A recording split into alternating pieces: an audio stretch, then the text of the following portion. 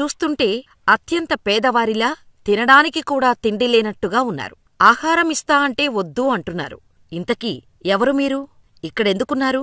అసలెక్కడి నుండి వస్తున్నారు? అని అడిగాడు ఆ వ్యక్తి ఇద్దరిని. ఆ వ్యక్తి అడిగిన ప్రశ్నకు ఆ దంపతులు ఇచ్చిన సమాధానం విన్నాక ఒక నిమిషంపాటు షాకయ్యాడు. వెంటనే ఆ దంపతులకి చేతులెత్తి దన్నం పెట్టి క్షమించమని కోరుతూ కాళ్లపై పడి ఆ దంపతుల ఆశీర్వాదం తీసుకుని వాళ్లతో ఒక సెల్ఫీ తీసుకుని ఆ ఫోటోతో తన అనుభవాన్ని సోషల్ మీడియాలో షేర్ చేశాడు. అంతే, అది కాస్త వైరల్ అయిపోయింది. ఆ పోస్ట్ చూసిన ప్రతి ఒక్కరూ వాళ్ళెవరో తెలిసి షాకైపోయారు. వాళ్ళు చేసిన పనికి సెల్యూట్ చేయకుండా ఉండలేకపోయారు. అదేంటి, ముందు బిచ్చగాలని చెప్పి మళ్ళీ ఇలా ట్విస్టిచ్చారేంటి అనుకుంటున్నారా? అసలు వాళ్ళెవరో తెలిస్తే మీరు కూడా షాకవుతారు. ఆయన పేరు డాక్టర్ దేవ్ ఉపాధ్యాయ.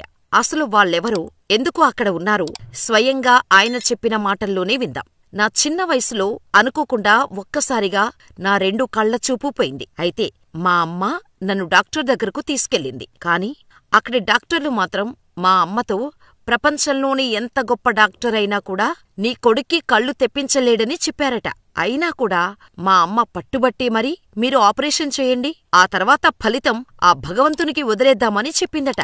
అంతేగాక నా కొడుకుకు కంటిచూపు వస్తే నా కొడుకుని కాలినడకన పండరీపూర్ తిరుపతి యాత్రకు పంపిస్తానని ఆ భగవంతునికి మొక్కుకుందట. ఆ తర్వాత డాక్టర్లు ఎంతో కష్టపడి కొన్ని గంటలపాటు నాకు సర్జరీ చేశారు. ఆ తర్వాత నాకు చూపు వచ్చింది. అందుకే మా అమ్మ చివరి కోరిక నేను ఆమె భగవంతుణ్ణి వేడుకున్న విధంగా కాలినడకన యాత్రకు వెళ్లటం. అందుకే ఆమె కోరిక ప్రకారం వెళ్లి యాత్ర పూర్తిచేసి తిరిగి సొంతూరు ద్వారకకు బయల్దేరాను.